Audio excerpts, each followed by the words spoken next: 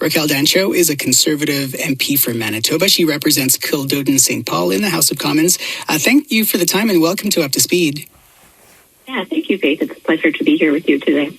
Canada ranks 33rd globally among developed nations in the number of shots administered per capita, behind the U.S. and the U.K., according to our World in Data. How would you rate the Fed's management of the vaccines? Extremely poor, Faith. And how come? Well, I think we're seeing a lot of, there's no reliable shipments whatsoever. I'm hearing from our provincial counterparts that, they're doing everything they can to ramp up a very robust plan to vaccinate 20,000 people a day in Manitoba by April.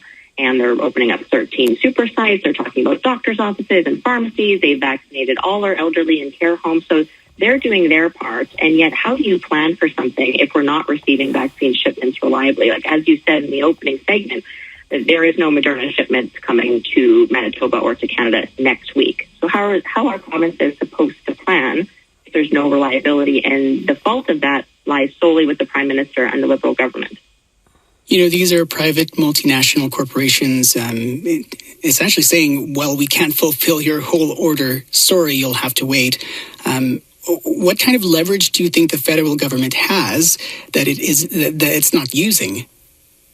I think the problem was from the beginning. We've learned over the last couple of months that the Trudeau government put all of its eggs in one basket, and that was with a company from China.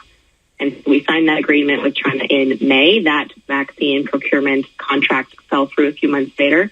And then late in summer is when the Liberal government had to scramble and sign up all of these other contracts with other vaccine companies. However, other countries got in the queue with those companies with their contracts well in advance of us. So now we're seeing the impacts of that poor planning. I'm not sure why the Trudeau government thought it was good to put all of their eggs in the Chinese basket. I mean, they have 2 of our Canadian citizens have been kidnapped there for 2 years in prisons. It's really lost on me, and I haven't heard a coherent explanation of why that is. But the reality is now Canadians are feeling the effects of that. So it means more deaths for us, and our economy is further going to be impeded, and the recession will continue longer without these vaccines. So it's extremely disappointing and of grave concern to me, and I know all opposition members and all members of Parliament. Yeah, the CBC has been calling for greater transparency and a real plan. What does transparency and a real plan look like to you? Well, we've been asking for those vaccine contracts for months now. It's almost since the beginning when they started signing them. And yet they have not given the public any information on those contracts, where we're seeing other countries are releasing some of their vaccine contracts for transparency purposes.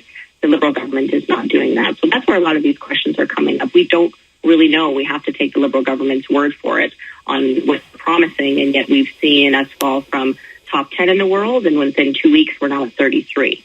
So there's a lot of questions that are going unanswered, and really no certainty provided to Canadians of when we're going to go back to normal and when we can get vaccines into folks who are the most vulnerable to protect them.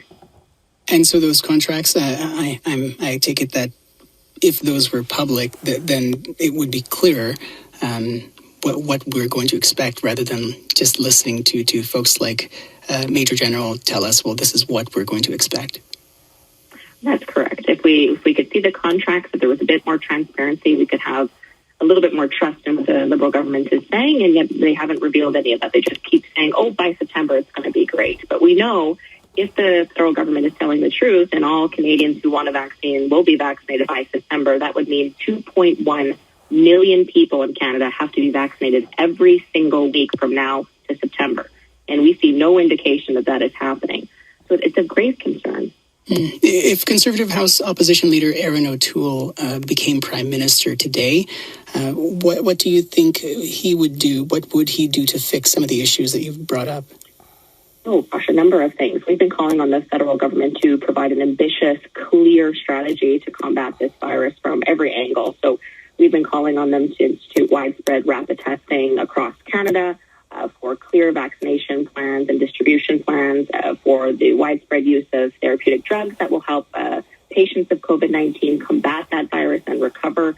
We were looking at domestic manufacturing of vaccines. Absolutely. I think all Canadians, after this terrible experience, want to see PPE, vaccines, everything that we need to secure ourselves manufactured right here in Canada. So that is certainly something that a Conservative government would be pursuing.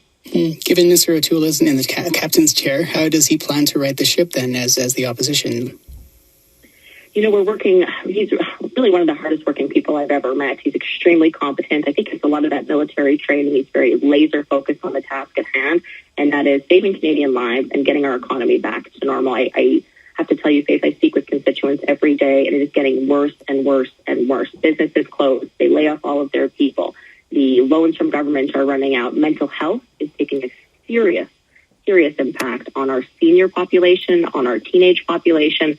People are really starting to feel the impacts of these lockdowns a year in, but we've been given no other option. We don't have widespread rapid testing. We don't have reliable vaccine distribution. We don't have widespread use of therapeutics. We don't have domestic manufacturing.